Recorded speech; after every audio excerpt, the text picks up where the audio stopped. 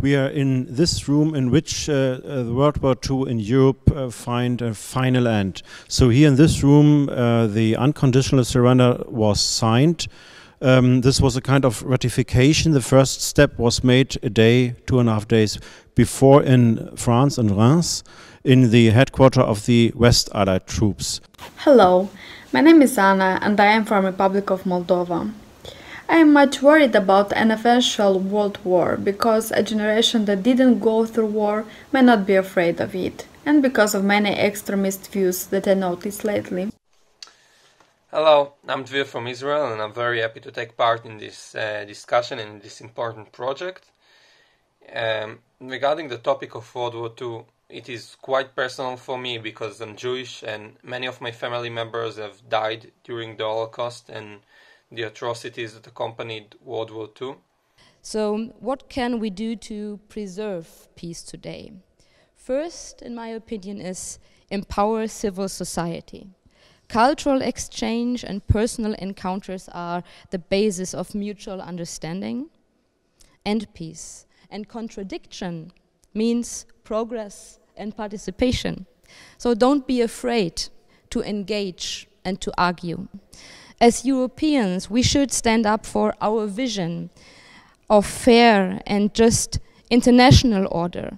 We must not join the club of the big egos of the world. We will only master the big global challenges of today, such as climate change or this pandemic we're facing, if we act together. Mr. Schneiderhan, from your professional background as Chief of Defense Staff in the German Army, do you think another war is possible?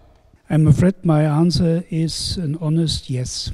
An honest yes, but I do not see wars between nations with classical means like the Second World War with tanks, frigates, submarines and things like that. The challenges of today, tomorrow, and I would say the day after tomorrow also, are completely new. We call them asymmetric challenges.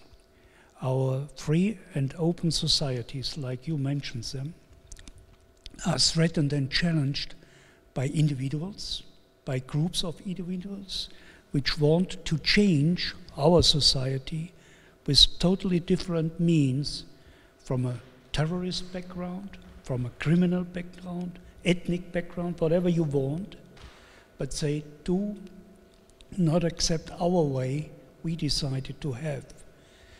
And the means they have are completely different from the former ones. It's a long way. We can look to Afghanistan, we can look in the Near East, Far East, wherever we look, we learn about these new challenges and how they threaten our societies.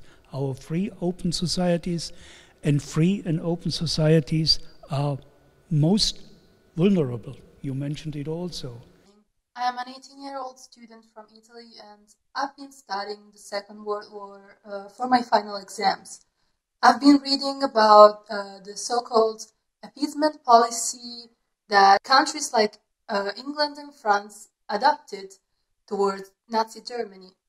I wanted to ask, do you think that those countries and the entire League of Nations should be blamed or held accountable for not being able to stop in any way Hitler from expanding his power all over Europe?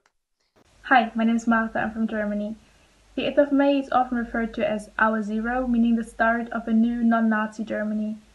Considering that with the end of the war, the Nazis did not suddenly disappear, and keeping in mind that many Nazis, especially doctors, lawyers, or judges, both in the FRG and the GDR, were able to resume their work without any significant problems, to what extent can this day really be called a radical new beginning?